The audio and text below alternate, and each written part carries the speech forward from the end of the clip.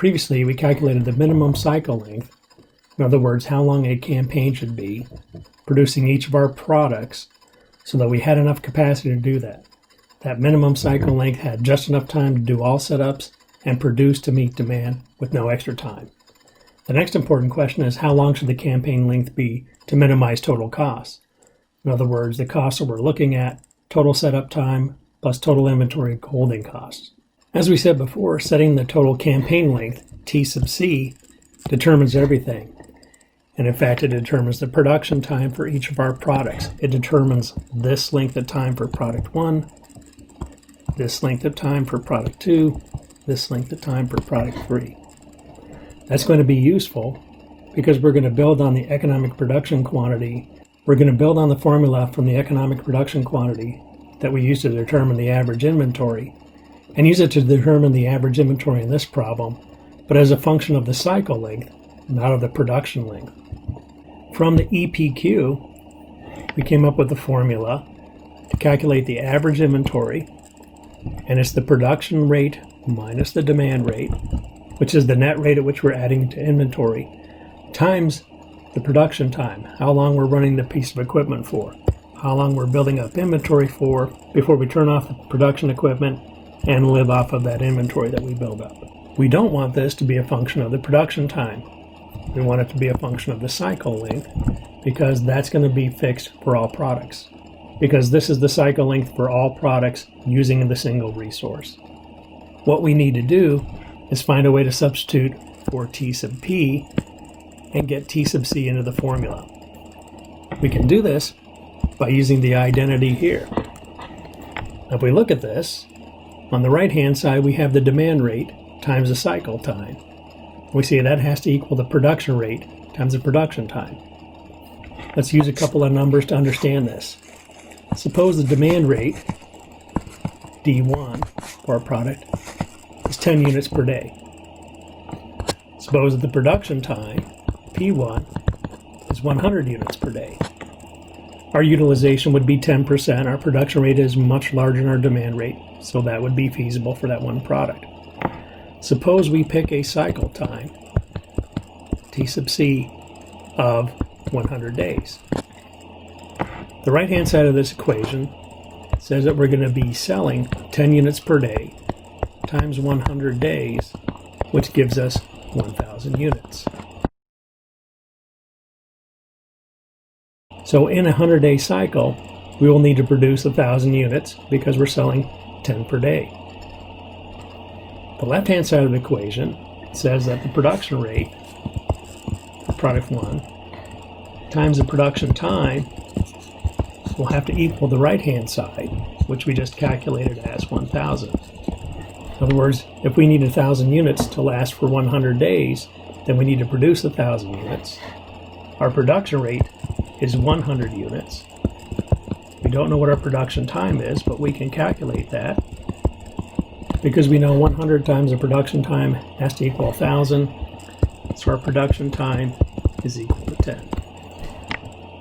So in this problem, for a cycle time of 100, our production time is 10, and this equation holds. The left-hand side defines what we're going to produce in the cycle. The right-hand side defines what we're going to sell in the cycle. We can use this identity with a little rearrangement to substitute for T sub P in the formula for the average inventory. This is the formula for the average inventory as a function of T sub P. We take this identity that we just looked at, with a little algebra rearrange it so we have T sub P as a function of T sub C multiplied by the demand and divided by the production rate. We can substitute what's in this green circle for T sub P in the average inventory formula, and then have an average inventory formula that's based on the cycle length and not the production time for the individual product, making the substitution of this term for the production time. This is done at the bottom of the screen, and with some manipulation, the final result is 1 minus the utilization times the demand rate times the cycle time now, not the production time, but the cycle time divided by 2. So once we specify the cycle time for our products, every product has to match that cycle time. We can determine the average inventory for every product from this formula. What we want to do in this case is we want to get a daily holding cost for each product. So we use lowercase h. That's dollars per unit per day. Previously in the EOQ formula, we had a holding cost that was per year. In this problem, we want a daily holding cost. That's why we use the lowercase I. If we multiply it by this term we just derived, which is the average inventory based on the cycle length, we have a daily holding cost for a product. The daily setup cost is just the setup cost for the item divided by the cycle length. Simple way to understand this is if we do a setup, maybe we spend $2,000 on the setup, it's going to be good for as many days as the cycle is. Then we'll have to repeat the setup. So if our cycle length is 20 days and our setup cost is $2,000, then $2,000 is going to last us for 20 days, and it's going to be $200 per day. So the setup cost per day is fairly straightforward. Notice that as our cycle gets longer, the setup cost gets smaller per day. That setup lasts longer. As our cycle length gets larger, our inventory cost goes up because we're having a bigger inventory triangle. We have to hold more inventory for a longer period of time. This next formula looks a little confusing, but all we've done is add these things together and sum up for all the products. So I add up the setup cost per day for all the products, and I add up the holding cost per day for all products, and this is just a number. We'll see in the next slide that we'll have, for our example problem, a single number for that term. All these variables are also a number. So for our problem, depending on the parameters, we're going to have two numbers here. The key thing is we're dividing by the cycle time in the first term and multiplying in the second, which says, as we've come to expect, that as the cycle length gets bigger, our setup cost is going to be smaller per day, but our inventory holding cost is going to go up. And what we're going to look for is the balance between those two to find a cycle length that minimizes our total cost, and it's going to be a balance between that setup and holding cost. In our numerical example, we move the utilization up here to the top row. We add a column 1 minus utilization. So I take 0.10, I subtract that from 1, I get 0.9. This next column, I take the previous column, multiply by H and D and divided by 2. In other words, multiply it by 1 and 10 and divided by 2, and I get this figure. If I add it all up, I get 52, and that's the number for the inventory holding cost in our formula. If we look back at the previous slide, we just calculated this rather complicated looking term, but when we break it down, it really is not very difficult. If we add up all of the setup costs, we get 4,000. That is the term we put here. And now we have our simplified formula for the total cost. Again, the total cost we're considering, which is setup cost and inventory holding cost. If we graph this, it looks like our EOQ formula. And essentially it is. The only difference is that our x-axis is the number of days of our campaign or our cycle. If we're making 3 products, like in this case, how long are we going to take to make those 3 products? How long is our cycle going to be? Now, it looks like the minimum cost is here where the inventory holding cost and the ordering cost is equal. And that is in fact the case. It looks like it's about 8. If we use some calculus, we can determine, just like we did for the EOQ, it's really an identical problem, the formula for the cycle length that minimizes our total cost. And it's just the square root of the daily setup cost divided by the daily inventory holding cost, which gives us 8.77. So an 8.77 day cycle is ideal in terms of cost. But in the previous video, we calculated that we needed at least a 20-day cycle. Without a 20-day cycle, we can't make every product. At 8.77 days, 8 days would be consumed by setups and only have 3/4 of a day to actually make products, which is not enough. Looking back at the graph, our minimum cost would be, if we could have an 8-day cycle, 8.77 days. But because our setups are so long, we have to be 20 days or longer. This means that our costs are higher than they need to be because of our setups. In the Battle Creek Cereal Company simulation, again, we have the formulas for feasibility. And if we look at our particular data for our problem, our total utilization is 81.1%. In the previous video, we talked about being at 85%. It starts to get challenging. We're getting close to that situation. The minimum cycle time then is 8 days of setup. Every product takes 1 day. 1 minus the utilization gives us 0.198. Slightly under 20% of our time is available for setups. So we need at minimum a 42-day cycle. The minimum cost cycle can be calculated for this problem. First, we have to get the holding cost per day. It's going to be our holding cost factor of 20% times the cost of the item divided by 365 because we're talking holding cost per day. We also need this other term, 1 minus utilization times the demand rate over 2, and that will allow us to get our average inventory holding cost. So in a table, we have the utilization. We take 1 minus that utilization times the demand rate over 2. We multiply by the holding cost and total that up. That is our average inventory holding cost per day of cycle. Previously, we presented the minimum cost cycle as a square root of the sum of the setup costs divided by the holding cost per day. In this case, it gives us 29 days as the minimum cost cycle. Just like our example, feasibility says that a 42-day cycle is the minimum possible. We would like to be as short as possible. We're not going to be able to get shorter than 42. The simulation was set up with an inventory level that would support a 100-day cycle. So to do well in the simulation, your goal is to drive those inventory levels down to get close as you can to this 42-day cycle in the 6 months of the simulation. The spreadsheet assignment for this class asks you to construct the following spreadsheet. There are no instructions that tell you how to do this problem. You have to apply the formulas that were developed in this presentation. Key in this is the cycle time. The cycle time is going to be used to determine the total daily costs, taking the parameters of the problem plus this cycle time and calculating these intermediate results. Also, we're going to calculate the minimum cycle time, which was presented in the previous video.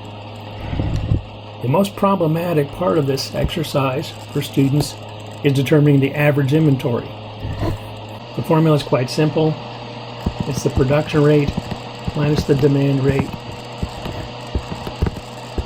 times the production time divided by 2. So for this first example, where the average inventory is 800, we're going to make 500 a day, but 100 of those will be sold, so the net rate at which we are producing inventory, or building our inventory, is going to be 400 units. Our production time is 4 days, so we're going to multiply by 4. We divide by 2, and that's going to give us 800. In this assignment, formatting is important. It should be neat. It should be organized. The input values, which are shown in yellow here, should be identified separately from intermediate calculations, which are shown in gray here, and the result is shown in green. You're free to use your artistic license and redesign this, as long as it's neat and organized and clearly identifies inputs and outputs. This next video provides some insights into lean production. One concept in lean production is reducing waste. There are obvious sources of waste, like defects, not utilizing talent, waiting around. There are other sources of waste from the lean production standpoint that aren't so obvious. Overproduction, inventory, excess of what's needed. This video provides a good example of motion as waste. Actually, it provides an example of how motion is not wasted in a modern automotive assembly line. Another concept that came from lean is the U-shaped work cells, where the machines are arranged from an input point to an output point. Material flows from the input point to the output point. One advantage of a U-shaped work cell is raw material can be dropped off and finished products can be picked up on the same side of the cell. Another advantage is that U-shaped work cells are flexible in terms of output rate. A U-shaped work cell can be staffed by one individual operating all machines, in this case, 9 different machines. If more capacity is needed, the work cell can be staffed by 2 individuals, and the work can be divided equally among the 2 employees. If more capacity is needed, the work cell can be staffed by 3 people, and each person has fewer machines to operate, increasing the output. Another advantage of the U-shaped work cell is communication and coordination is simplified by the design. In a straight assembly line, it's hard to communicate from one end to the other. There's a good example in this video of a single employee operating a U-shaped work cell. Finally, there's a good example of what's called single-minute exchange of die, changing of large stamping dies in a short period of time. One of the useful concepts in single-minute exchange of die is making a definition of internal versus external setup. When a die changeover occurs, what is an internal setup? What has to be done only when the die is stopped? External setups are those things that could be done before the stamping machine is stopped. For example, getting tools and equipment properly in place can be done before the machine is stopped. To reduce setups, one of the concepts is to move internal setups to external. In other words, try to do as much work before the stamping machine is stopped and minimize what has to be done afterwards. The second concept is to reduce the internal setup time by improvements in design and development. Before World War II, Japan had tried to copy America. The first Toyota, built in 1935, had a body based on the Chrysler DeSoto, a copy of a Chevy engine, and a frame and axles just like Ford's Model T. It barely functioned. After the war, Toyota charted its own course. The nation did not have an endless supply of workers, so companies had to make a deal. Toyota guaranteed lifetime employment. In return, the workers agreed to perform a variety of jobs and to join in a never-ending quest for improvement called Kaizen. Teamwork was encouraged. Companies sponsored games, fostered group spirit and cooperation.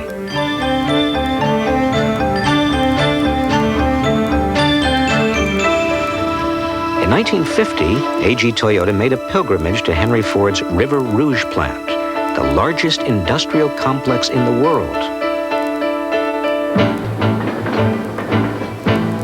Raw materials went in one end, and cars came out the other.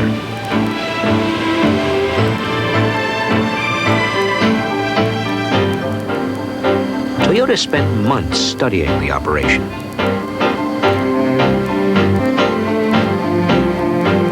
He discovered 2 major shortcomings.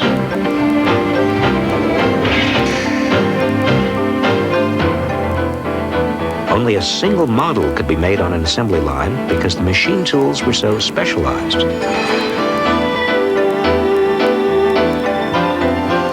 The specialized tools also turned out parts far faster than they could be used. This increased handling, created large inventories, and delayed the discovery of defects. 40 years later, the solutions to these problems will be found in a modern Toyota plant. No piles of inventory here. Instead, parts are manufactured and sent to the assembly line as they are needed, allowing defects to be discovered when they occur.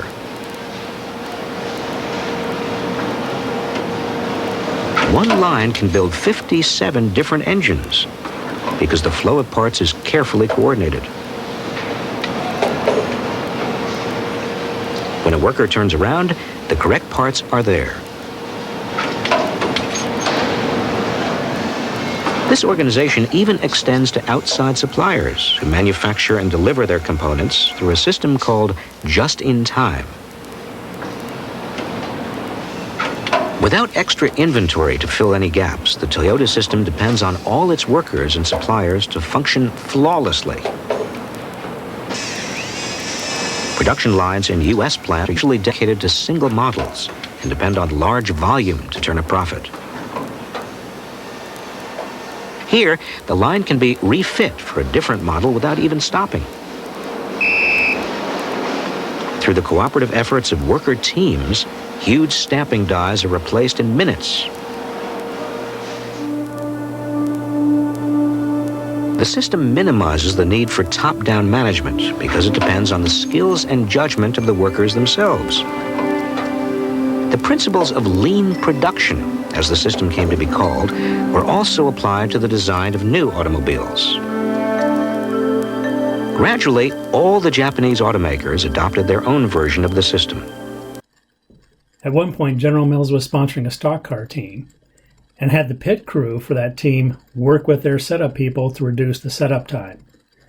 As an example of the experience that auto racing teams have in performing setups and minimizing times to do mechanical activities, this next video compares an IndyCar pit stop in the 1950s with a modern Formula One pit stop. But Holland comes in for a pit stop. Time to refuel and change tires. Lou Moore himself changes the tires. Only 4 crew members, including the driver, are allowed to work on the car. It's a tense time. Holland stays in his seat, anxious to get away. Let's watch.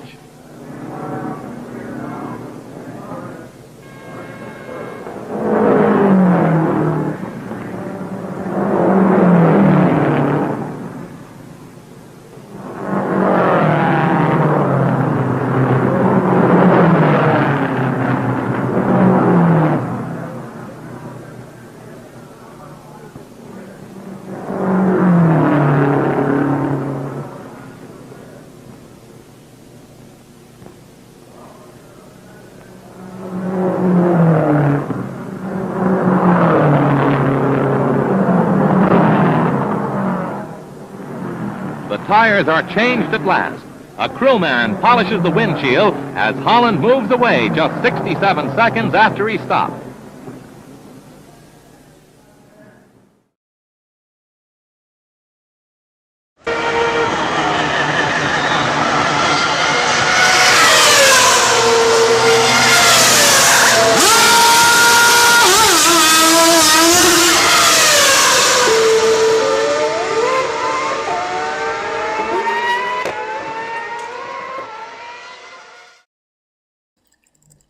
One difference between the IndyCar pit stop and the Formula One pit stop is the number of pit crew members. This next video shows that IndyCar pit stops, using far fewer people, have also made progress over the years. J.R. Hildebrand coming down pit road, he said the same thing we heard from Dixon and from Kanaan and from Carpenter. I'm loose. They asked him again, said, no, I'm real loose. So they're going to make a significant adjustment. Watch the crew now going to work. Will they make a front wing change, or will it all be air pressure? They said air pressure, no wing, waiting on fuel. Good pit stop, 7.1 seconds for Hildebrand.